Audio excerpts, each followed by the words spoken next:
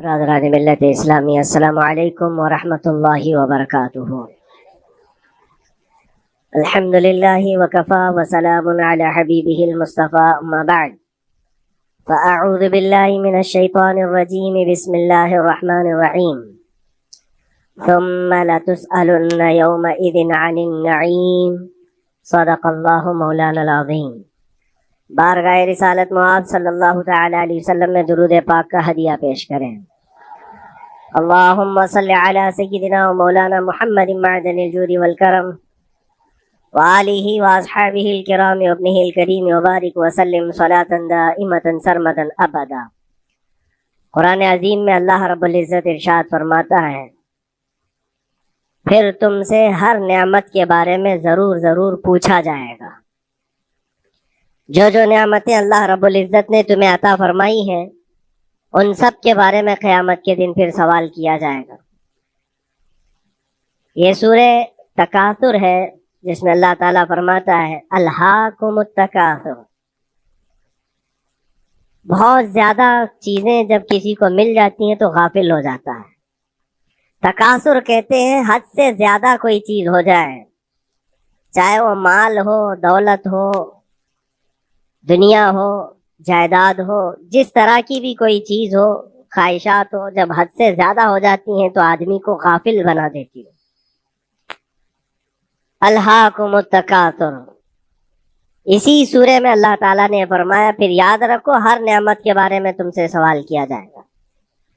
آج ہم لوگ اس سال کے آخری جمعہ میں ہیں، 2024 ختم ہونے والا ہے۔ میرے عزیزوں، سب سے پہلے ہم سب کو یہ چاہیے کہ دنیا تو نئے سال کے آنے کے جشن کی تیاریوں میں ہے۔ گناہوں کے اڈے سجائے جا رہے ہوں گے، لوگ ادھر سے ادھر سفر بھی کر رہے ہوں گے، اہتمامات کر رہے ہوں گے، لوگ ایک نئے سال کے استقبال کی تیاریاں کر رہے ہیں۔ لیکن ایک مومن بندے کو یہ چاہیے کہ اس کے گزرے ہوئے سال کا وہ حساب بھی تو کر لے۔ حاسبوا قبل ان تحاسبوا، یہ فرمایا گیا ہے کہ اپنا حساب تم خود کر لو اس سے پہلے کہ اللہ تمہارا حساب لے لے۔ ہمارے گزرے ہوئے سال کے اندر کتنے دھکے کھائے، کتنی ٹھوکریں کھائی، کیا کیا نقصانات اٹھائے۔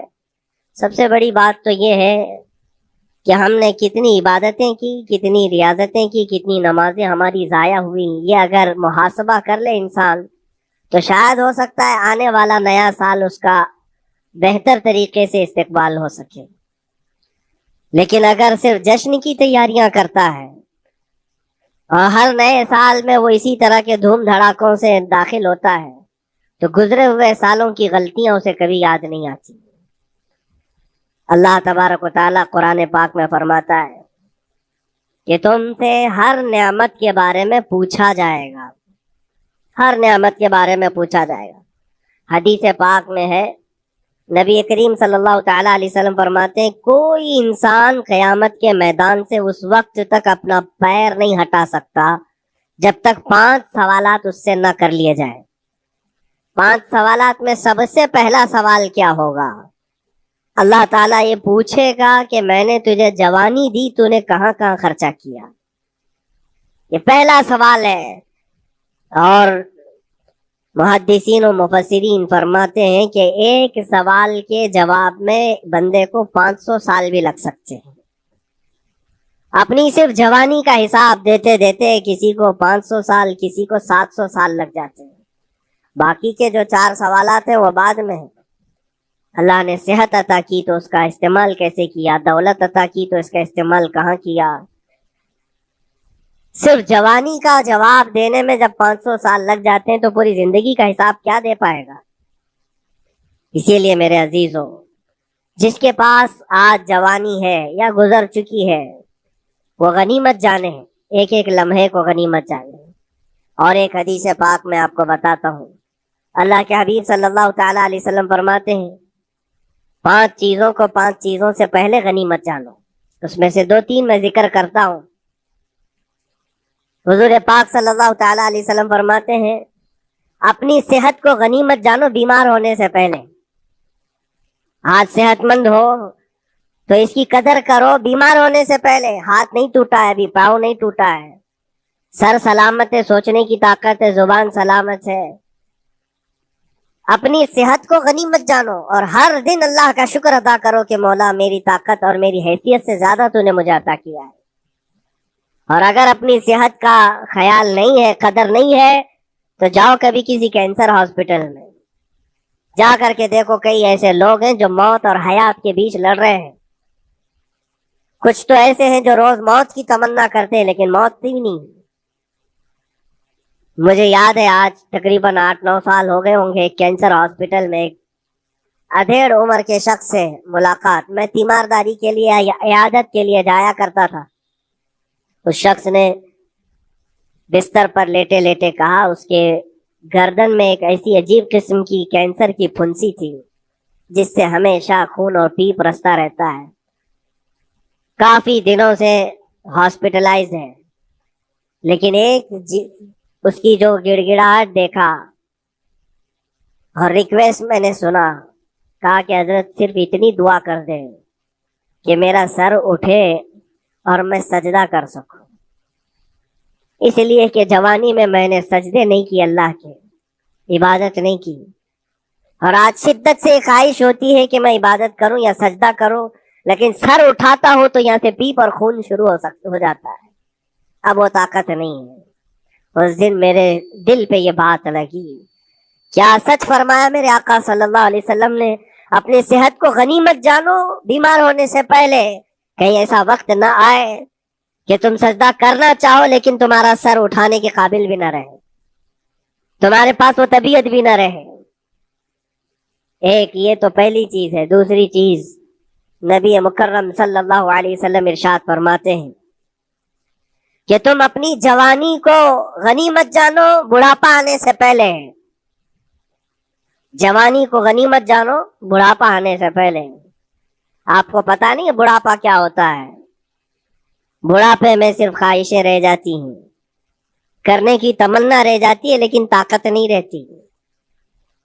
بڑھاپے کے اندر اعضاء ڈھیلے ہو جاتے ہیں, نہ وہ صحیح ڈھنگ سے پوری عبادت کرنے کے قابل رہ جاتا ہے, بلکہ وہ سوچتا رہ جاتا ہے کہ کاش میں اپنی جوانی میں اتنی نمازیں پڑھ لیا ہوتا, اتنی تسبیح پڑھ لیا ہوتا, لیکن کر نہیں پاتا. اسی لیے اللہ کے نبی صلی اللہ علیہ وسلم نے فرمایا بڑھاپا آنے سے پہلے اپنی جوانی کی قدر کر لو. اور اتنی تیزی سے یہ جوانی جاتی ہے پتہ بھی نہیں چلتا, بہت تیزی سے گزر جاتی ہے. جوانی ایسا شباب ہے کہ یہ بجلی کی طرح بھاگتی چلی جاتی ہے, کیونکہ جوان ہوتے ہی آدمی کے اوپر ایسی ذمہ داریاں آئیں. اس کو شادی کا خیال آیا, شادی کیا, بچوں کا خیال آیا, بچے ہوئے, پالنے کی بات, گھر بنانے کی فکر, بزنس کی فکر, جاب کی فکر. ان تمام چیزوں میں اتنا گھرا رہا کہ جوانی نکل گئی, بال سفید ہو گئے, پتہ ہی نہیں چلا, بڑھاپا آ گیا. اور اس کے بعد بڑھاپے میں اس کو احتساب کرنے کا موقع ملے تو سوچتا ہے کہ میرے پاس جوانی کے اتنے سال تھے, کاش میں عبادت کیا ہوتا یا کچھ کر لیا ہوتا. لیکن ایک بات یاد رکھو, گیا وقت پھر ہاتھ آتا نہیں, سدا دور دورہ دکھاتا نہیں. سب سے قیمتی چیز دنیا کی یہ وقت ہے جو گزر جاتا ہے. آج کا جمعہ پھر ہم صدیوں بعد بھی یا جتنی بھی زندگی ہو یہ دوبارہ نہیں لے سکتے, یہ واپس نہیں آئے گا ہماری زندگی میں. 2024 کا یہ آخری جمعہ ہے, پوری دنیا سر پٹک لے دوبارہ یہ جمعہ واپس نہیں لا سکتی گزر جانے کے بعد. یہ نظام کائنات ہے, وقت گزر رہا ہے. الوقت کالسیف, یہ وقت تلوار کی طرح ہے, اس کو تم کاٹ دو ورنہ یہ تمہیں کاٹے گا. تیسری چیز رسول پاک صلی اللہ تعالی علیہ وسلم ارشاد فرماتے ہیں, 2 چیزیں میں نے بتایا. پہلے یہ کہ صحت کو اپنی قدر کرو, غنیمت جانو بیمار ہونے سے پہلے. دوسری چیز ہے اپنی جوانی کی قدر کرو بڑھاپا آنے سے پہلے. اور تیسری سب سے امپورٹنٹ ہے, اللہ کے نبی نے فرمایا زندگی کو غنیمت جانو موت آنے سے پہلے. پہلے والی 2 چیزوں میں تو تمہارے پاس موقع تو ہے. صحت چلی گئی, بیمار ہے, لیکن بیماری میں بھی توبہ کر رہا ہے, اللہ اللہ کر رہا ہے, چلو ٹھیک ہے. جوانی چلی گئی لیکن بڑھاپا ہے, بڑھاپا میں تو اللہ اللہ کر رہا ہے, عبادت کر رہا ہے. یہ دونوں میں تو موقع ہے, لیکن زندگی ختم ہو گئی, موت آ گئی, تب پھر کیا ہے؟ موت کے بعد پھر کوئی عمل نہیں ہے، موت کے بعد کوئی عمل نہیں ہے۔ حضرت سفیان ثوری رضی اللہ تعالیٰ عنہ کی وہ بات مجھے یاد آتی ہے۔ ایک جنازہ جا رہا تھا اور اس جنازے کے پیچھے ایک 8 سال کی بچی روتی ہوئی جا رہی تھی، اس کے باپ کا جنازہ تھا، بہت رو رہی تھی، بہت گڑ گڑا رہی تھی۔ کیا جملہ کہہ رہی تھی؟ کہتی تھی کہ ہمارے گھر پر، ہم پر جو آج مصیبت آئی ہے، اس سے بڑی مصیبت کبھی آئی نہیں، بہت بڑا صدمہ ہے، بہت بڑی مصیبت ہے۔ تو حضرت سفیان ثوری نے اس بچی سے کہا، بیٹا تمہارے اوپر جو مصیبت آئی، تمہارے گھر پر جو آئی، وہ کل کو ٹھیک ہو جائے گی، تم پھر معمول پر آ جاؤ گے۔ بلکہ بات یہ ہے تمہارے باپ پر جو آئی ہے وہ سب سے بڑی ہے، وہ موت ہے، وہ سب سے بڑی ہے، کیونکہ وہ پلٹ کر کے آنے والا نہیں ہے۔ جنازے کو دفن کر دیا گیا۔ دوسرے دن قبرستان میں حضرت سفیان ثوری کہتے ہیں اسی قبر کے پاس میں اس بچی کو روتے ہوئے دیکھا۔ بچی کو باپ سے بڑا لگاؤ رہا ہوگا، قبر کے پاس بیٹھ کر کے رو رہی تھی، یوں کہہ رہی تھی، ابا آپ بیمار تھے، میں دوائی لا دیتی تھی، آپ سونے کے لیے جاتے میں بستر جھاڑ دیتی تھی اور بچھونے بچھا دیتی، آپ کو اڑا دیتی چادر، اور آپ کو کھانا میں لا کر پروس دیتی۔ کل کی رات کیسی گزری؟ کیا کسی نے دوائی پوچھی آپ کو؟ کیا کسی نے کھانا پوچھا آپ کو؟ کیا کسی نے بستر جھاڑ کر دیا اور کسی نے آپ کو اوڑھنا اڑایا؟ وہ روتی ہوئی اپنے باپ سے، مرحوم باپ سے باتیں کہی جا رہی تھی۔ حضرت سفیان ثوری اٹھاتے اور کہتے ہیں، بیٹا یہ سوالات اب نہ کر اپنے باپ کو کہ کسی نے کھانا پوچھا، دوائی پوچھی، بستر بچھایا، نہیں۔ اب یہ پوچھ اپنے باپ سے، کل ہم نے جو آپ کو صحیح سلامت دفن کیا، چہرہ ابھی تک سلامت ہے یا نہیں؟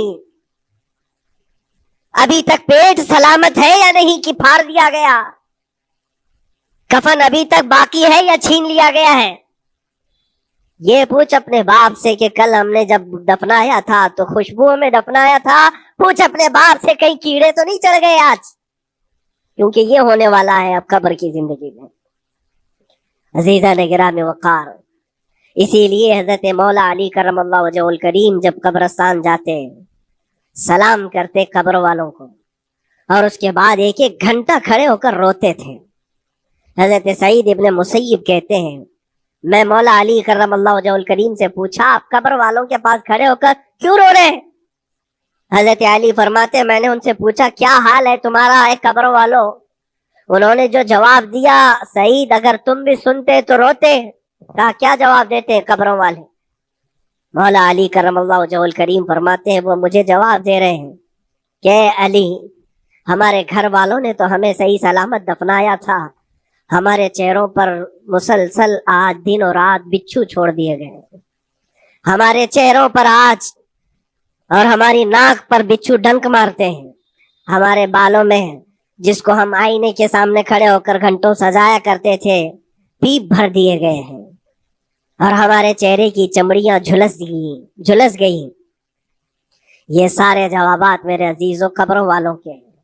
اس منزل تک ہر ایک کو پہنچنا ہے، اسی لیے سال گزرنے سے پہلے اپنی زندگی کا احتساب کرو۔ اللہ رب العزت نے ابھی بھی ہمیں موقع عطا کیا ہے، ابھی تمہاری زندگی ختم نہیں ہوئی، سانس لے رہے ہو، توبہ کر لو، دعائیں کرو کہ مولا کریم ہمارے لیے نیا سال خیر و برکت والا بنا، گناہوں سے بچنے والا بنا۔ کچھ لوگوں کی حالت یہ ہے کہ گناہوں پہ گناہ جب ہو جاتے ہیں تو نا امیدی کے شکار ہوتے ہیں، اب کیا ہونے والا ہے، میں تو بہت پاپی ہوں، بہت خطا کار ہوں، مجھ سے تو بڑے بڑے گناہ ہو گئے، اب میں کیا کر سکتا ہوں؟ نا امیدی کفر ہے میرے عزیز۔ آپ کو بتاؤں، رسول پاک صلی اللہ تعالی علیہ وسلم ایک مرتبہ صحابہ سے فرماتے ہیں، تمہیں پتہ ہے اللہ رب العزت کا کرم اور اس کا رحم کیسا ہے؟ مسکرانے لگے۔ صحابہ نے پوچھا آپ کیوں مسکرا رہے ہیں؟ کہا اللہ تبارک و تعالی فرماتا ہے کہ صحرا میں چلنے والا ایک آدمی، غور سے سنیے گا، صحرا ڈیزرٹ، صرف ریت کا میدان، کہیں کوئی جھاڑ نہیں، کوئی عمارت نہیں، کوئی چھاؤں لینے کی جگہ نہیں، کوئی ایک بندہ اپنی اونٹنی پر ساز و سامان رکھ کر کے چل رہا تھا۔ صحرا کا سب سے بڑا پرابلم یہ ہوتا ہے کہ راستہ معلوم نہیں ہوتا، ہر طرف تو سیدھا ہی راستہ دکھتا ہے، डायरेक्शन पता ही नहीं होता, चारों तरफ से आसमान मिला हुआ दिखता है, जैसे समंदर है वैसे सहरा है। कभी अगर आपने सफर किया हो, हमने मिस्र में देखा है 200-250 किलोमीटर तक गाड़ी चलती है, एक दरख्त भी नहीं आता, एक इमारत भी नहीं आती सहरा में। रास्ते भूल जाते हैं लोग। पहले के दौर में तो कोई नेविगेशन भी नहीं था। तो कोई बंदा ऐसे जो ऊंटनी पर साजो सामान रख करके सफर कर रहा है और एक जगह थक करके सो गया सहरा में। सुनिए, ये मिसाल फरमा रहे मेरे आका सल्लल्लाहु अलैहि वसल्लम। थक करके सो गया और जैसे उसकी नींद खुली तो देखा ऊंटनी साजो सामान के साथ गायब है, कुछ भी नहीं है उसके पास। खाने पीने की जो चीजें थी, साजो सामान था, सब ऊंटनी के साथ गायब हो गया। अब वो बीच सहरा में इतना हैरान और परेशान, उठ करके तलाशने लगा। अब उसको ना रास्ता दिखाई दे, ना अपनी ऊंटनी दिखाई दे। शिद्दत प्यास की वजह से अब वो जगह जगह पानी तलाश कर रहा है, पानी भी नहीं मिलता सहरा में। मौजे सुराब जिसको कहते हैं ना, मौजे सुराब क्या है? रेत चमकती है सूरज की धूप से और इंसान को ऐसा लगता है उधर पानी है, और वहां तक पहुंचता है तो पानी नहीं होता, रेत होती है। वो इसी पानी को तलाश करते करते सहरा में मर जाता है। सहरा में बहुत लोगों की मौतें होती, पहले बहुत लोग मर जाते थे जो रास्ता भटकते थे। अब हदीस पाक में फरमाया गया, वो बंदा जिसकी ऊंटनी गायब हो गई, साजो सामान भी नहीं, ढूंढता रहा पूरा दिन पूरी रात, थक हार करके आजा जवाब दे गए। अब ना पानी मिलता है, ना खाना मिलता है, ना अपनी सवारी मिलती है। एक जगह आकर बैठ गया, अपनी आखिरी सांसें गिन रहा था, क्योंकि अब आजा जवाब दे गए थे। सख्त शिद्दत की धूप, सहरा की तपती हुई जमीन और भूख और प्यास की तकलीफ अलग। जैसे ही वो लेटा उसकी आंख लग गई, उसको लगा अब ये मेरी आखिरी सांसें हैं, अब मरने का वक्त करीब आ गया है। फिर उसकी आंख खुलती है। आंख खुलती है तो देखता है उसकी ऊंटनी साजो सामान के साथ पास में खड़ी, खाना भी भरा हुआ है, पानी भी भरा हुआ है, सब कुछ है। अब नबी पाक सल्लल्लाहु ताला अलैहि वसल्लम सहाबा से पूछते हैं, अरब वाले बहुत अच्छी तरह जानते थे सहरा का सफर क्या होता है। पूछते हैं, ऐ मेरे सहाबा बताओ, उस बंदे को अपनी गुमशुदा ऊंटनी मिलने का कितना अच्छा लग रहा होगा, कितनी उसको खुशी हुई होगी। साहबा कहते हैं, या रसूल अल्लाह सल्लल्लाहु अलैहि वसल्लम, उसकी तो जान में जान आ गई, सहरा में अपनी गुमशुदा ऊंटनी मिल जाए, खोया हुआ सामान, अपनी गुमशुदा सवारी और पानी मिल जाए, ये तो हयाते नौ की एक बहुत बड़ी खुशखबरी है उसके लिए। हुजूर पाक सल्लल्लाहु ताला अलैहि वसल्लम फरमाते हैं, सुनो, ये मिसाल मैंने बताया, इसी तरह से अगर कोई बंदा गुनाहों में डूब गया है, खताओं में डूब गया है, कसरत से गुनाह करता रहा, फिर थक हार करके एक दिन वापस आ गया, अल्लाह की बारगाह में सजदा रेज हो गया, झुक गया, तो उस गुमशुदा ऊंटनी के मिलने से उस सहरा नवर्द को जितनी खुशी हुई थी, अल्लाह करीम उससे भी ज्यादा अपने बंदे के वापस आने पर खुश होता है। अपने बंदे के वापस आने पर खुश होता है रब तबारक व तआला कि मेरा खोया हुआ बंदा मेरे दरबार में वापस आ गया है। आज हमारे पास वक्त है वापस पलटने का। मेरे अजीजों, ना उम्मीद ना हो, हमें हमारे जाने से पहले हिसाब करने के लिए मौला ने वक्त दिया है। पता है आपको, ये भी मेरे आका सल्लल्लाहु ताला अलैहि वसल्लम की रहमत कामिला है। रब तबारक व तआला से आपने ये दुआ कर कर करके अपनी उम्मत के लिए इतना वक्त दिलाया है कि अल्लाह तबारक व तआला से हुजूर सल्लल्लाहु अलैहि वसल्लम ने यूं अर्ज किया कि मौला मेरी उम्मत को तौबा की मोहलत दे दे, तौफीक दे, मोहलत दे। कहा कि मरने से 1 साल पहले तक? कहा नहीं, ये बहुत लंबा वक्त है, पता तो नहीं है, मरने से 1 साल पहले तौबा करेगा, कब मौत आने वाली मालूम नहीं। कहा मरने से महीना पहले तक? कहा नहीं, ये भी वक्त ज्यादा है। कहा मरने से 1 दिन पहले कोई तौबा कर ले तो माफ कर दिया जाएगा। नबी पाक सल्लल्लाहु अलैहि वसल्लम ने अल्लाह की बारगाह में गिड़गिड़ाते हुए कहा, मौला 1 दिन भी बहुत है, और मौका दे दे मेरी उम्मत को, मेरी उम्मत को और मौका मिल जाए। रब तबारक व तआला ने 1 दिन पहले तौबा करने वाले को माफ करने का वादा फरमाया, लेकिन नबी रहमत सल्लल्लाहु अलैहि वसल्लम ने अर्ज किया कि मौला और भी कम कर दे। रब तआला फरमाता है, موت کا جو گرگرا آتا ہے، یعنی جو ہچکی آتی ہے، فرشتے نظر آنے لگتے ہیں، رب تعالیٰ فرماتا اس سے 1 منٹ پہلے بھی توبہ کر لے میں سب معاف کر دوں. یہ صرف رسول پاک کی اس امت کے لیے، اس امت کا خاصہ ہے. مرنے سے 1 منٹ پہلے بھی وہ آ جائے اللہ کی بارگاہ میں، مولا معاف فرما دے گا.